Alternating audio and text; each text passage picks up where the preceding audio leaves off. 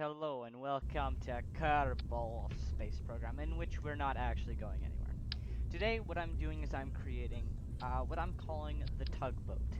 The tugboat are the craft that will provide interplanetary missions.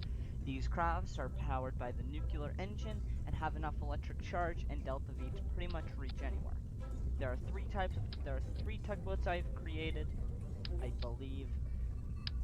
This first one is a pretty standard one for Duna missions. I use this one a lot for going to Eve and Duna. This thing can probably even get you into an encounter with Drez.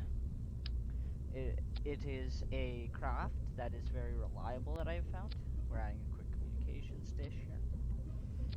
There will be a relay, and it has enough to, and it's designed for orbital rendezvous since the nuclear engine is so tall. We'll be adding some batteries and solar panels. I think all but the last one has crew capacity for 3 Kerbonauts. I'm also adding some drainage valves because not everywhere you go is going to need all of that delta V. So you can drain some and reduce your dead weight. So, Tugboat Mark 1. I know this one works and is successful, so I'm not actually going to be dealing with it. Here, I'm going to be making, I think this one was simply with the junior docking port. Yeah, this one's just with the junior docking port, and I'm moving the drogue chutes and main chutes, maybe. And that looks kind of dumb. Yeah, we're just going to be, that one's got the junior docking port, so we're doing the Mark 1.5. Very simple. Second one, the Mark 1-3 command pod, the Mark 1 command pod on top. This one has seats for 4 Kerbonauts. This one I'm making white to try to fit a bit better. So we're going to be adding a docking port, as always, 4 drogue chutes, and I actually don't remember how many exactly. Be adding heat shield, standard stuff, draining. We're not draining the monopropellant. Actually, I forgot to add them, but I did afterwards. There are RCS ports and monopropellant tanks on the last one if you're going to be building it. Adding a quick nuclear engine. And here I'm going to be adding, I think, 4 fuel tanks on the sides. Yeah, we're going to be using these, and then I'm just going to kind of move them down because you can't actually place parts on those nuclear engines. Then on the bottom, so on the top, we're not actually going to add any aerodynamic cones. Those things just have liquid fuel, and on the bottom we're using the basic nose cone.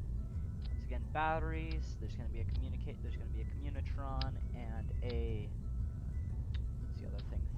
The relay dish, of course. In fact, I actually end up hyper-editing one craft into orbit because I need to make sure the landing actually works because it's quite different. It's got seat for I gotta think here. It's got a Mark 1-3 command pod and a hitchhiker storage module. So I decided to add some landing legs on it because, you know, maybe it's going to be landing on land because, you know. And I have room for it because I decided to use the inflatable heat shield since I thought it was a bit more realistic than using the 3-meter one. I actually don't know the exact size. So we need more parachutes. There's going to be landing legs on it, which are going to be off-centered. Don't worry, I realized that once I landed it. But we're actually going to be able to add monopropellant thrusters and end up adding a whole bunch of stuff on the sides because that heat shield will protect it. So there's a coupler I'm adding just so it can separate cleanly. So this thing doesn't actually want to flip because of how the atmosphere works. So we're going to add a decoupler on the bottom. It automatically puts a shroud so it doesn't look dumb. Then we're going to add a thing on the bottom and then our liquid fuel tanks. This thing, since it's a much bigger craft, is going to be getting much more liquid fuel. I'm adding the nuclear engine down there. I think I had 3 fuel tanks actually. Maybe not. This kind of looks dumb. It'll probably end up being changed since, you know, it looks really dumb right now. Oh wait, I end up adding reaction wheels to this one because this one's quite large. The crew capsule reaction wheels are not nearly as effective. So we're going to be adding more reaction wheels, more electric charge. Once again, another relay dish, 4 relay dishes, a communitron, and then up top we're going to be adding some RCS thrusters, monopropellant tanks, all that jazz, and landing legs, of course. Not the big ones. I'm going to be using the medium-sized ones. So the ones that are typically used for landing on the mud, because those are the only ones that we need. Might as well save weight where we can. There we go. I know they're off-centered. I didn't realize that at first, and it annoys me. Don't worry. So we're going to be launching this one, and I'm actually going to hyper-edit it into an orbit around Kerbin, so then I can test it out. Because, you know, I wasn't entirely sure that this capsule would actually work. So, there's our hyper-edit, and we're going to be, I decided to extend the communications dish. Anyway, I think I time warp to the light side of the planet, so, you know, we can get a nice shot for the video. I did speed up this video because this video, raw clip, is 19 minutes. I'm not doing a commentary for 19 minutes.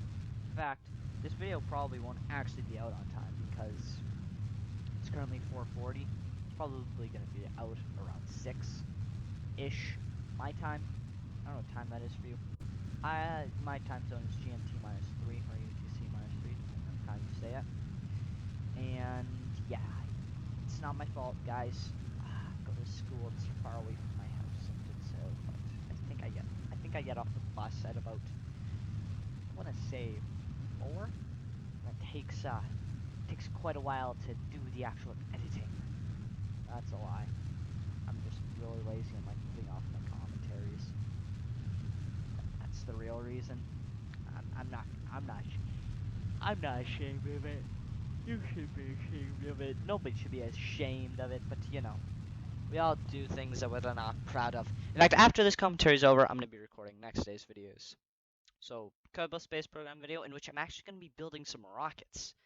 And we're actually going to be testing those rockets by putting some satellites into orbit. Ooh. And right here, re-entry effects start. So we're going to deploy that inflatable heat shield. We dramatically slow down from the actual transfer craft. As you can see, we're actually aerodynamically stable here, which is good. But the parachutes will deploy, and then the heat shield will deploy, because I found if the heat shield deploys before the parachutes deploy, it'll actually be going either the same speed or will be going faster than it, so it ends up the heat shield either crashes into us, or we end up pushing it along until our parachutes fully deploy. So I decided to have our parachutes fully deployed before we jettison the heat shield, which is coming up now for the parachutes to deploy. So they're all armed now. The drogue chutes will deploy when necessary. In fact, I actually have a couple more ideas for more tugboats that I want to build, but I probably won't because those would be more specialized. And these are just general purpose vehicles. As you can see, we got 4 drogue chutes. They're the main chutes, and we've jettisoned the heat shield. I tried pushing it away with those landing legs. It didn't work. You have to wait for the drogue chutes to fully deploy before that thing can be ditched. Now, you might notice we are actually in a new biome of Kerbin. But since I hyper-rated the craft, I'm not actually going to be doing science experiments on there. So, for some reason, the craft kind of tilted. That's when I noticed the landing legs were off-centered, and I'll end up fixing it. So for some reason, when I time warp, the craft like tilts over, which is fine if we're landing in water, but since we're landing on land, that's not good. So, I probably could have also added some retrograde thrusters, try to soften the landing, and our decoupler survived. So we're going to recover the vessel. We don't actually get signs from it, so I don't feel too bad about hyper-editing. And we're going to head back, and we're going to fix those things. But I think it's time to end off the episode. If you enjoyed, go watch my other Kerbal Space Program stuff. And if you didn't, then maybe you should check out some other content by me. But I'm going to thank everybody for watching, and I will see you later. And goodbye.